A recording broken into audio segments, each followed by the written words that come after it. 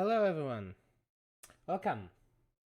Today we're talking about eye depth and other eye improvements for Live2D, like reverse clipping on the hair, as well as probably eye pupil dilation. Yeah, let's do also pupil dilation. We can do that. Yeah.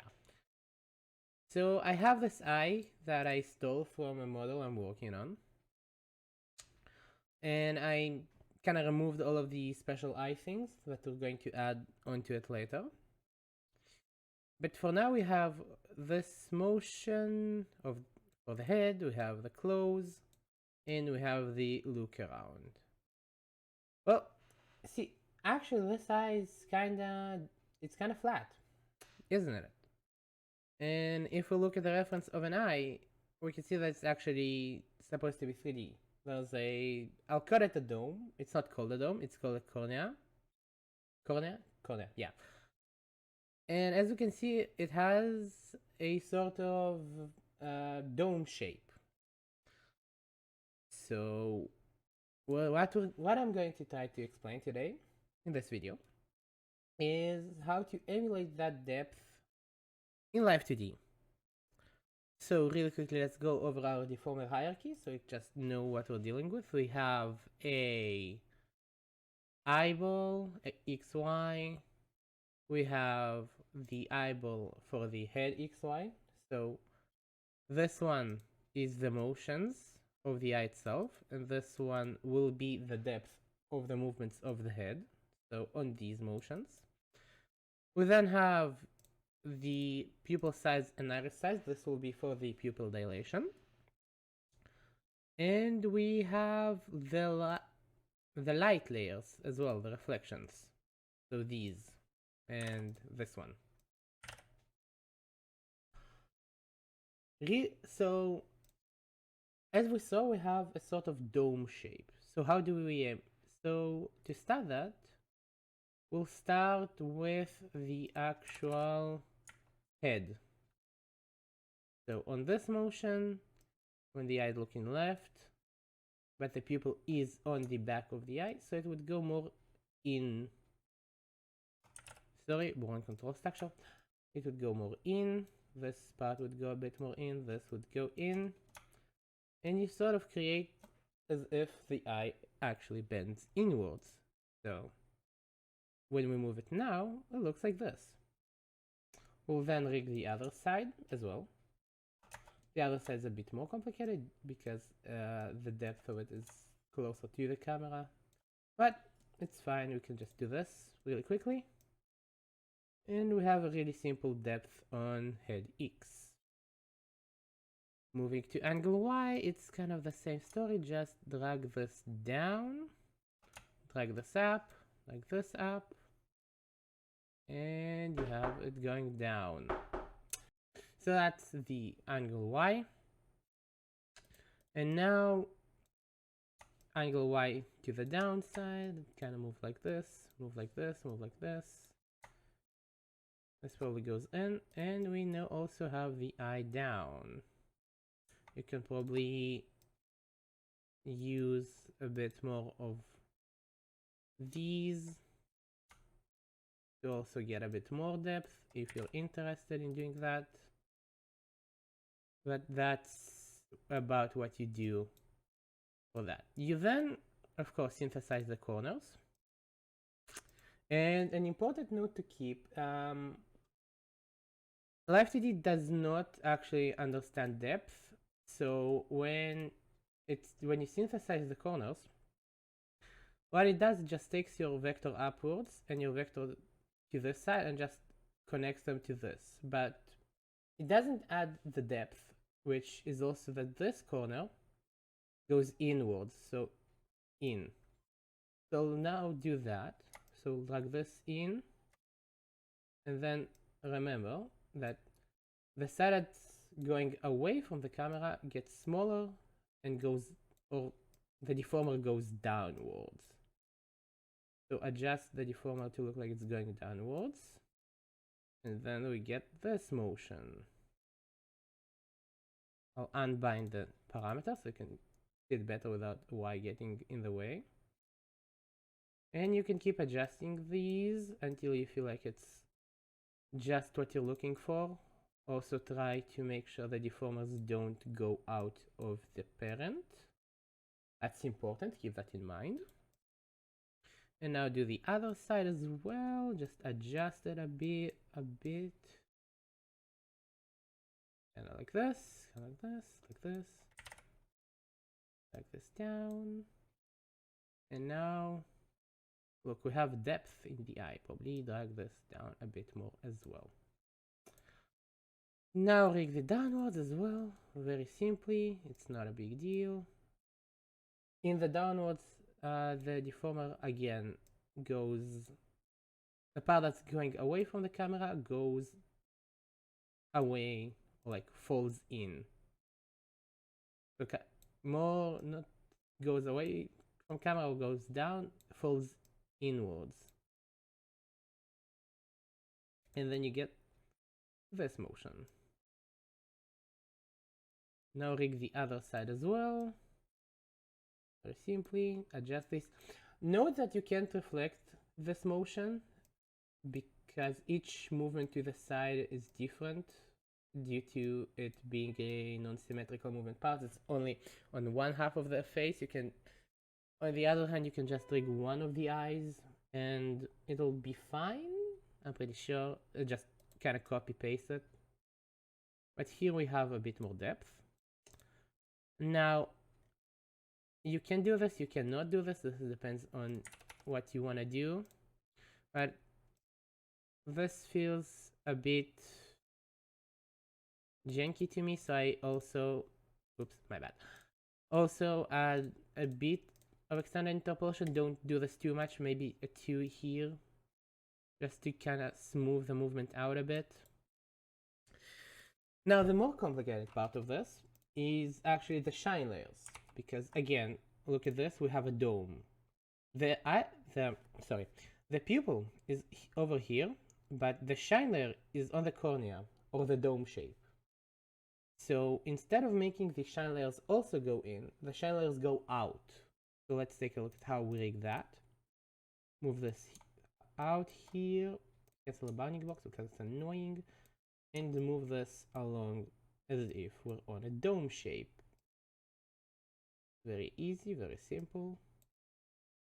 And now we get this motion. Do this again to this side really quickly. And there we go. Now also for Y.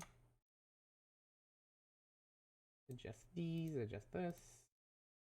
Push this back up. And now also do the same for the down.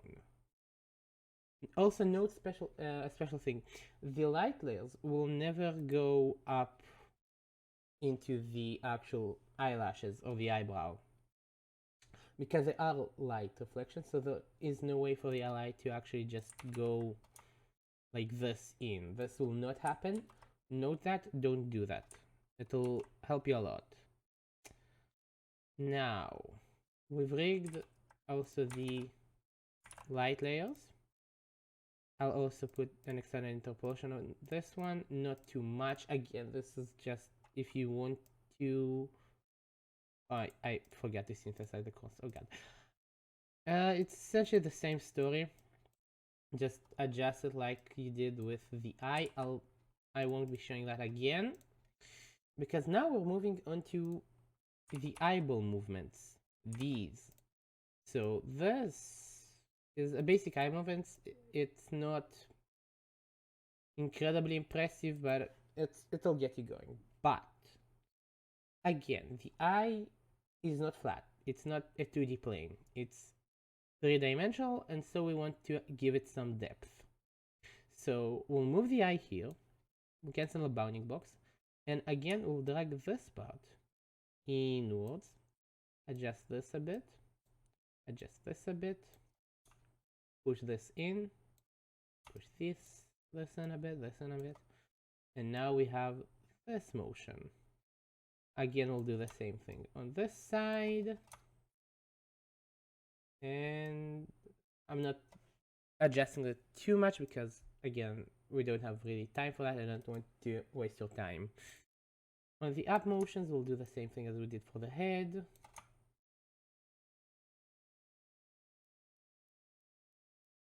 Which is just drag this up, this down, this in, this out, this da. I mean, I'm not going to make this perfect because there's no point. This file is going to be deleted anyway. So we synthesize these corners, and now we have this motion, but that's too flat. So we'll do the same thing again with the corners. This corner here goes down, this corner goes up, this corner goes, my bad, this up, this goes down, this corner goes up, this side goes down, just this a bit. Do the same thing here. Really quickly, this is extremely simple. Just keep in mind what you're doing. And now we have a more three-dimensional movement. We'll do the down now. Like this up, this down, this up, this down. The deformer is out of the parent deformer. That's not good, but I'm sure you can figure out a way to not do that. Now we do this as well here. You could probably not just drag this up here. This is not a big deal. We can just do that. Yeah, we can just do that. And okay, no, you know what? No, this needs to be like this. Imagine that that's not messed up because of what I did. We synthesized the corners and then did everything we did. So now we have this motion. We'll slap extended interpolation on it again just to smooth the motion. Again, extended interpolation takes a lot of calculations. Don't overuse it.